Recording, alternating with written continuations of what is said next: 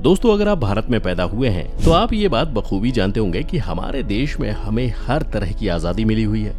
यहाँ सबको बोलने का अधिकार है, अच्छी तरह से जीने का अधिकार है।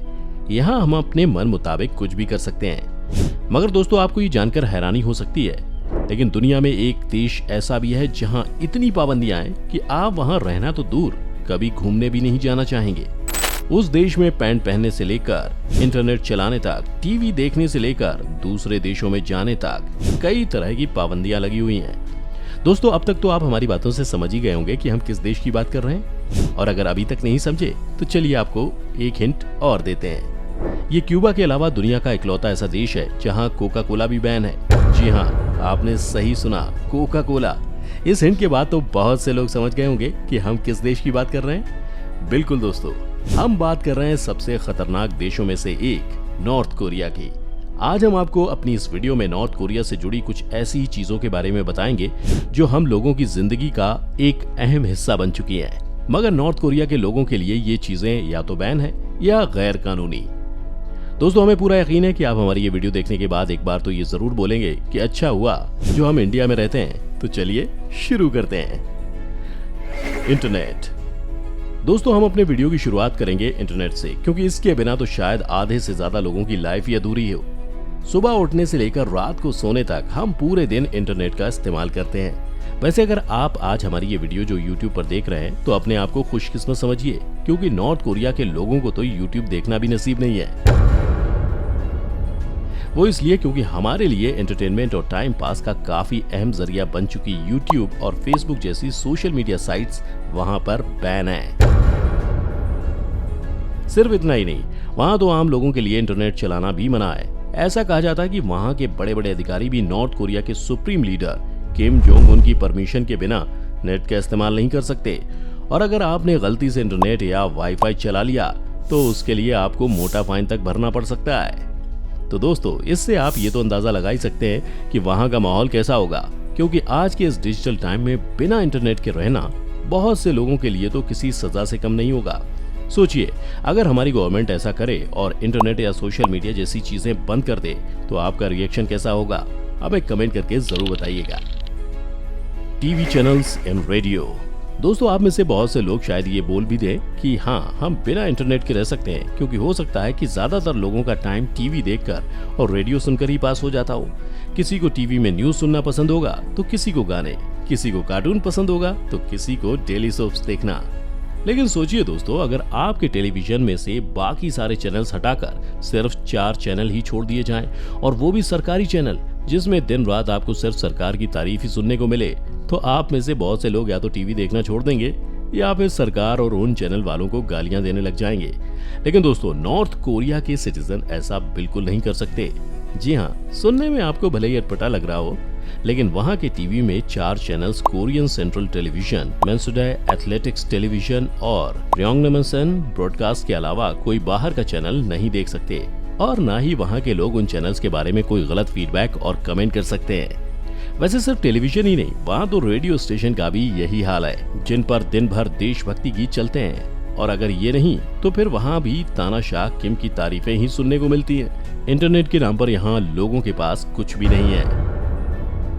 इतना ही नहीं, नॉर्थ कोरिया में प्रसारित हर टीवी चैनल को पहले गवर्नमेंट के जरिए चेक किया जाता है, जिसका वहाँ एक अलग डिपार्टमेंट भी बना हुआ है। अब आप सोच ही सकते हैं कि आप कितने अच्छे देश में रह रहे हैं। मीडिया। दोस्तों, मीडिया का जब नाम आता है तो हमें लगता है कि मीडिया ही तो है जो गवर्नमेंट में बैठे लोगों से सवाल पूछ सकती है, जनता के सवाल उनके सामने रख सकती है। मगर नॉर्थ कोरिया की मीडिया तक को सरकार के खिलाफ बोलने की आजादी नहीं है, क्योंकि वहाँ की मीडिया भी सरकार के कंट्रोल में रहती है। जिस तरह हमारे देश में मीडिया जब चाहे तब सरकार के खिलाफ बोल सकती है, सरकार की अच्छाई और बुराई दोनों बताती है, लेकिन नॉर्थ कोरिया में ऐसा नहीं है। वहाँ की मीडिया को निर्देश मिलते हैं कि वो सिर्फ नॉर्थ कोरिया की बढ़ाई करे और वहाँ के तानाशाह किम जोंग को महान बताएं। यही कारण है कि साल 2020 में ग्लोबल मीडिया फ्रीडम को लेकर मीडिया वॉचडॉग की annual report reporters without borders में भी नॉर्थ कोरिया सबसे निचले पायदान पर था। ऐसे में कहा जा सकता है कि आज के दौर में बिकाऊ कहा जा रहा भारतीय मीडिया नॉर्थ कोरिया के मुकाबले तो काफी बेहतर स्थिति में है, और उम्मीद करते हैं कि हमारे जो मीडिया वाले उस चापलूसी के रास्ते पर चल पड़े हैं, उन्हें भी वक्त रहते सद्बुद्धि मिल जाए। थोड़ी मर्यादा रखिए। Hair style. दोस्तों 21वीं सदी के फैशनेबल युग में हर कोई अतरंगे स्टाइल और ट्रेंडिंग फैशन का दीवाना बन चुका है। अब हेयर स्टाइल को ही ले लीजिए, स्टाइलिश दिखने के नाम पर लोग ना जाने अपना बालों को किस किस तरह का टॉर्चर दे रहे हैं। लेकिन वो फेमस लाइन तो आपने सुनी होगी ना, it's my choice, it's her choice. जी हाँ, चॉइस है और फ्रीडम भी, जो मन में आए कीजिए, क्योंकि आप भारतवासी जो ठहरे। लेकिन हमने हमारी इस लिस्ट में हेयर स्टाइल का टॉपिक भी शामिल किया है, तो वजह तो आप समझ ही गए होंगे। मगर शायद आपके मन में ये सवाल भी चल रहा होगा कि आखिर भला कोई देश हेयर स्टाइल को लेकर क्या पाबंदी लगाएगा। लेकिन आप भूल रहे हैं कि हम बात कर रहे हैं नॉर्थ कोरिया की, जो कुछ भी कर सकता है। हालांकि यहाँ डिजाइनर हेयर स्टाइल्स रखना बैन तो नहीं है, पर यहाँ के लोग मनचाही हेयर स्टाइल नहीं रख सकते। नॉर्थ कोरिया की गवर्नमेंट ने महिलाओं और पुरुषों के लिए सिर्फ 28 तरह के हेयर स्टाइल को अप्रूव किया है। इनके अलावा वो और कोई भी हेयर स्टाइल नहीं रख सकते और ना ही अपने बालों को कलर करवा सकते हैं। सोचिए दोस्तों, अब आपकी सोशल लाइफ के साथ साथ आपके फैशन पर भी सरकार का कंट्रोल हो तो आपको कैसा लगेगा।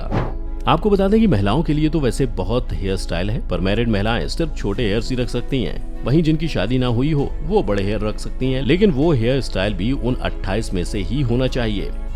इसके साथ ही वहाँ के पुरुषों को बड़े बाल रखने की परमिशन नहीं है और वहाँ के सभी पुरुषों को तानाशाह किम जोंग जैसा हेयर स्टाइल ना रखने की सलाह दी जाती है। दोस्तों सोचिए, जहां लोगों को एक हेयर स्टाइल के लिए इतने कठोर नियम का पालन करना पड़ता है, तो वहीं बाकी चीजों के लिए कितने सख्त नियम होंगे। ये सब सोचकर ही लगता है कि हम और आप कितने लकी हैं कि हम जो चाहे वो हेयर स्टाइल रख सकते हैं, फिर चाहे वो बालों के साथ ऐसा खिलवाड़ी क्यों ना हो। इलेक्शन।